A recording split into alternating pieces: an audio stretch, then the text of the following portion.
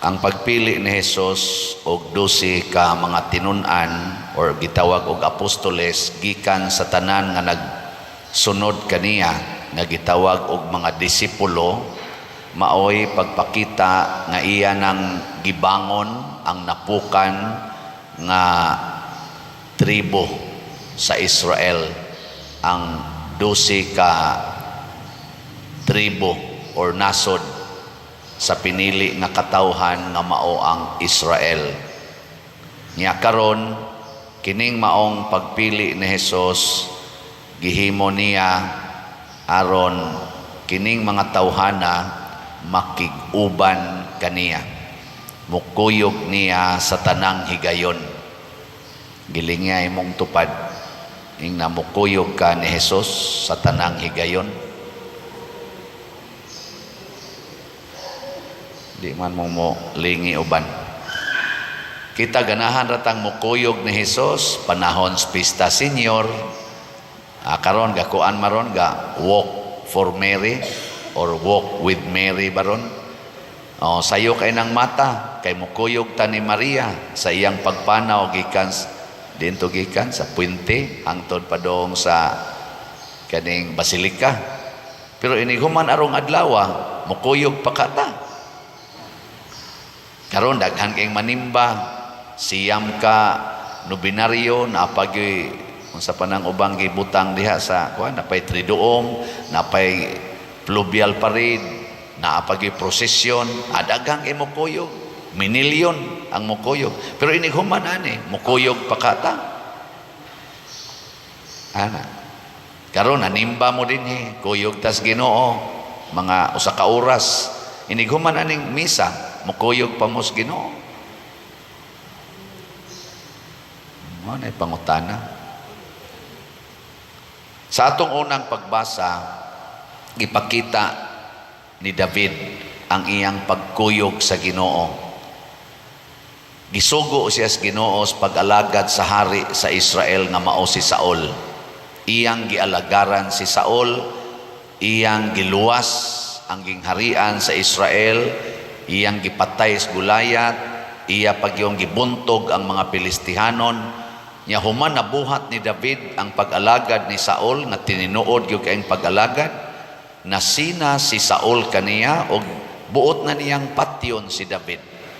Mo nang iyang gipangita, nagtago-tago na lang si David kuyog sa pipila niya ka mga kauban didto sa mga kabungturan.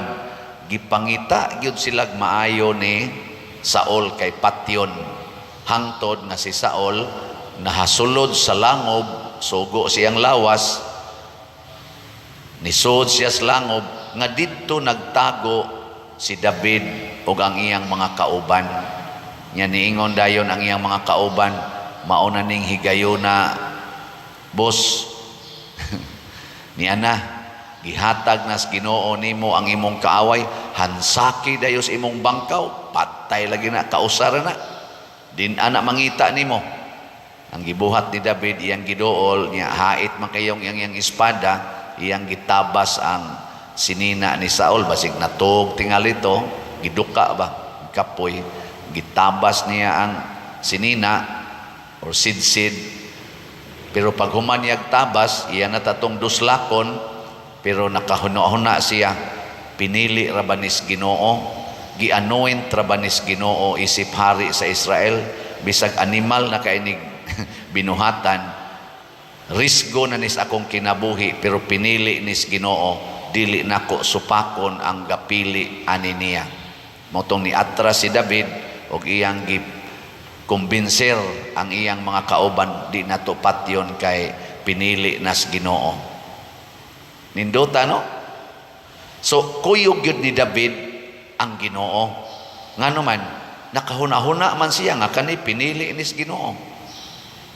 Kamo mga asawa or mga bana, kung mga bit ng imong asawa or imong bana, makahuna-huna pa baka nga pinili nas Ginoo aron mahimo nimong bana o asawa diha sa inyong kasal? Ha? Ilinga imong tupad. Ing na kung naa ka ng sitwasyon na kaunahon na pa ka nga pinili nas Ginoo. Dili na nimo awayon, dili na nimo bugnoon, di na nimo kulatahon, labi na gyud namabdo sa imong asawa gikas iyang kabit. Makahunahuna pa ka nga pinili nis Ginoo kay hiusami sa sakramentos kami niyoon.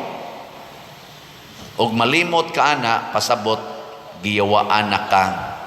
Ang yawa na imong kuyog, dili na ang Ginoo. Muna nga ang sunod nga buhat sa mga apostoles, ang pagpapahawa sa mga yawa.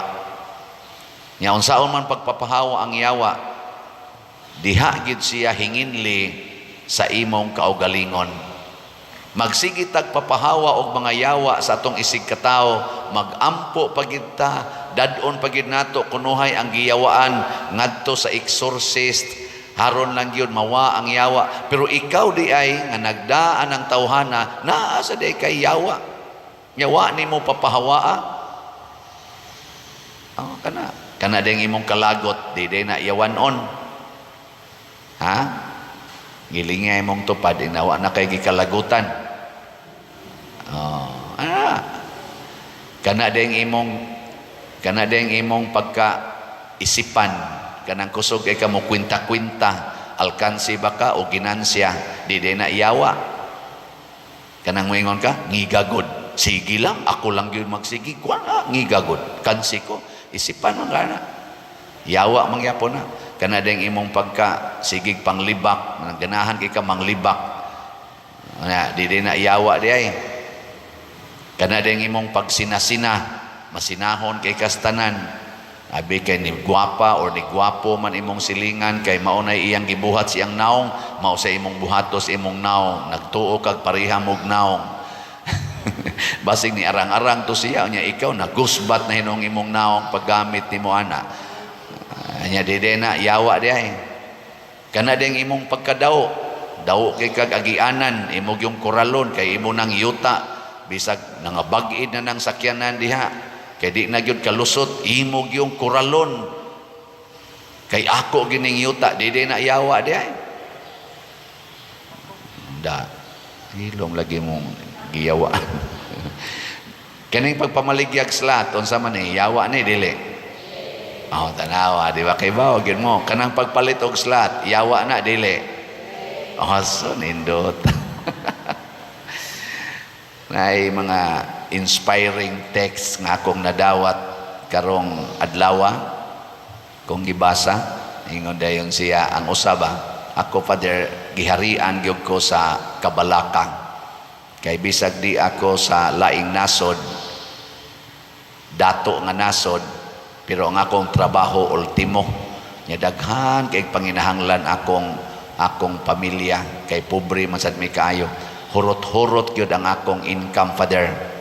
Nya usa ka adlaw ni ana, Father, karong bag-o na over nako munting ito na awa siya kabayad sa iyang premium sa insurance. Sa insurance ba? Murag dako-dako gito, mga $2,000 man siguro to. Nganong man siya kabayad? Kaysa sige ko no niyang paminaw sa akong wali na dasig siya nga mopalit og slot. Imbis iyang ibaya dito, iyang gipalit og slot. Tingali, di sad ang tanan, partly, iyang gipalit og slot. Niya human napag-isya gipanghatag-hatagan. Ingon siya kuno, siyang kaugalingon, Lord, akong atubangon kung ipinalty ko ani or i-cancel ba ning akong insurance, ako na lang ning atubangon basta mo palit yung kog slot. Kay wa jud koy kapalit og slot kay tungod aning akong kabalaka. Pag human ko no niya palit og slot, lipay na kay siya. Ningadto dayon siya the following day ba or few days after sa insurance office, kay iya nang pangutan-on pilay iyang obligasyon, pilay penalty, pilay iyang bayranan. Niya pag-abot niya dito, niingon kuno ang insurance nga amo na ning gi-apply og charity. So, paid na ang imong whole bayronon. Wa kay obligasyon, zero. Nya, text din siya nako, Father, ni anasad ang resibo, ni palit na sa kog slot. Di ba? Nako, hinaot unta nga, sige ni siya ka-cancel ang iyang insurance. Isa grabiha gyud sa grasya kana sa material, pero ang nakadasig nako tungod kay naa man siya nag-alagad sa usa ka care home nga naay daghang mga tiguang og mga masakiton nga nagdepresyon ang uban tungod sa ilang mga sakit. Karon kuno gasigi na siyag sangyaw ngadto sa mga masakiton nga iyang giatiman nga kining atong kasakit kuani siya grasya ni. Mao ni akong nakatunan sa sige na kong paminaw Padersiano, ang kasakit ug ang kamatayon grasya na. Sa sige ko nun niyang hisgot ani with conviction, nanga-relax ko no ang iyang mga gipang atiman. Wa na kuno'y magsyagit, wa na'y magsigig mo, malipayo na sila. Nya sige na kunog pasalamat, salamat gyud kaayo sa imong pagtudlo namo. Kay nawa gyud ang among mga kasakit sa among mga sakit. Pwede na may mga matay. Nindota no? Kasuway mo ana, kanang mawa imong kasakit niya, okay na nimog mamatay ka. Kasuway mo ana. Nya karon ingon siya, Pader, wa na jud ko'y kabalaka, hastang akong mga plano para sa akong pamilya, gisurrender na nako tanan sa Ginoo. Day by day, pwede na kong mamatay. Ang ako lang yung paningkamutan kada adlaw nga makapaambit ko sa akong grasya ngadto sa uban. Ang iyang kalipay na ana diha nakasentro, dili nas pagtigom og kwarta aron i-secured sa iyang kinabuhi og siyang mahal nga kinabuhi, kay nakahibaw siyang mga matay ra gyud ta. Og ang kasakit nahimo ng kalipay para niya. Iya pag yung gisangyaw ngadto sa uban. Mo na ningon si Kristo sa iyang mga pinili nga mga apostoles, iwali ninyo ang maayong balita. Unsa may maayong balita? Kining atong kasakit, kining atong mga crosses in life, grasya nis Ginoo.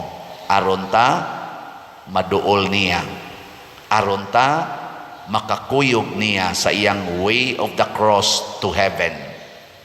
Nga kining atong pagpamalit og slots og pagtabang sa atong isig katao nga nanginahanglan, mao ni ang sikreto aron malipay ta tinud-anay og makontento sa atong kinabuhi. Dili din ang pagsigig paningkamot sa pagpangwarta aron mudako yung income, aron secured ta. Magdugang lang na sa atong stress, magdugang lang na sa atong kabalaka o kasakit sa kinabuhi. Giling nga imong tupad. Yung na kay gitigom ron. Yung na kay gitigom. Yung ipanghatag na. Ipanghatag na. Palit na guslahat. Ako mong reportan ha, pila na ni pagawa sa ilang tinigom. Unya ilang gipalit og slat. Ang atong is BF Dag. Ay, salamat in taon. Niabot na gyud og 8,000 ka-slots ang atong halin. Pakpak. Dota. Ngato sang kuan Santo Niño katong HJSN na halina na pud tag 4,210 ka-slots. 15,000 na lang, 790 ang nahibilin. Pakpak yapon. Koto braraban ni sa February 3, o niya tag 100 raman ni per slot, ato lang ning paspasan og palit. Gabi nagmeeting mi sa atong PPC, nagmeeting po ko sa ato dinhing barangay officials og mga purok leaders kay kining atong gamay nga sinulog festivities sa atong parokya. Ato yung paningkamutan nga murag replika sa gamay ba sa kasadya dito sa Basilica karon aron maka sinati po ta dinhi og gamay lang glimpse sa kanindot sa selebrasyon sa Archdiocese karong panahon na ato nang i-localize dinhi. Makakita unya mo mga nindot nga talan-aon sigon sa ato mga simple pero meaningful, joyful and loving celebrations. Nya kaning atong SBF Dag, ato ning gitarget nga unta inigpista nato karong Abril 13, karong tuiga sa atong 11th Fiesta Celebration, mahuman na untang atong kumbento. Ang atong mga contractors, bisag wa ta kabayad nila, kompleto pa, siging paningkamot, mag-overtime, pagyod, So pagpaka na to ato mga kontraktor, salamat kayo. Anang inyong hangad-hangaron diyang atong kumbinto, atong gitukod, na purma-purma na siya. Munang ato na siyang pasalamatan, niya ato sang ubanan sa atong pagduyog. So kamong tanan, nga mga nahigugma aning ato dinhing simbahan, og nakasinati sa grasyas Ginoo, padayos pagpaambit. Kamo sang wa kasinati, hala, sugdi na ninyo. Di jud ka magmahay, wala ka nang hahanapin pa. Katulang gibuwagan sa asawa, nga akong gi-kaunsilan, pastilang guula gid niya, nako sayon lagi na Brad, palit og slat, niya praktisa ang tulo kai, ampo, alagad, og antos. Ana. Kanang imong asawa, og di na maulian, mamatay ra gid na. Dili ako ningon anay, joke lang na ako ninyo. Ako giingnan, kanang imong asawa dili na ka mangandoy nga mobalik pa na nimo, pero magsigi na lang jud kag higugma niya hangtod ka mamatay. Insya muna akong gipangandoy, Father, nga dili unta ko batintal og laing babay bisan pag ang akong asawa ni kuyog naglaing laki. Ninduta no? Kinsang mga banaha dinhi nga makaampo og ingon ana, kung ang inyong asawa ni kuyog naglaing laki, niya ang imong iampo, Ginoo, liguna taon ko, nga di unta kong makapangabit og laing babae, og magpabilin kong buutan nga bana nining akong yawanon nga asawa. Kinsa man. Naa? Congratulations og naa. Muna ni congratulate ko niya, ningon ko, imo nang napapahawa ang yawa diha nimo, ipatakod unya na ngadtos uban ang maong gahom sa pagpapahawa sa yawanong hunahuna. Si David, napapahawa po niya ang yawa sa kasuko diha sa iyang hunahuna, ug napaambit niya sa iyang hari, gani nihilak si Saul. Natandog ang kasing-kasing sa iyang kaaway, mihilak ug nagbasol. Nabuntog sad ni David ang yawa sa kasing-kasing ni Saul. Mao ni ang atong gahom, kay mga pinili man tas Ginoo pinaagis bunyag, pinili sa tas Ginoo pinaagi sa atong debosyon, pinili tas Ginoo pinaagi ni atong pag-apil sa sakramento labi na ning Eucharistia. Ato ning padayonon ha. Sige, katapusang lingi ing na hinomdumi, ako pinili ko sa Ginoo. Sige ing na hinomdumi, pinili ko sa Ginoo. Pasabot, ayaw kog libaka, ayaw kog daog-daoga, ayaw kog ibaliwala, kay pinili ko sa Ginoo. Oh, nindot, manindog na ta mga pinili sa Ginoo.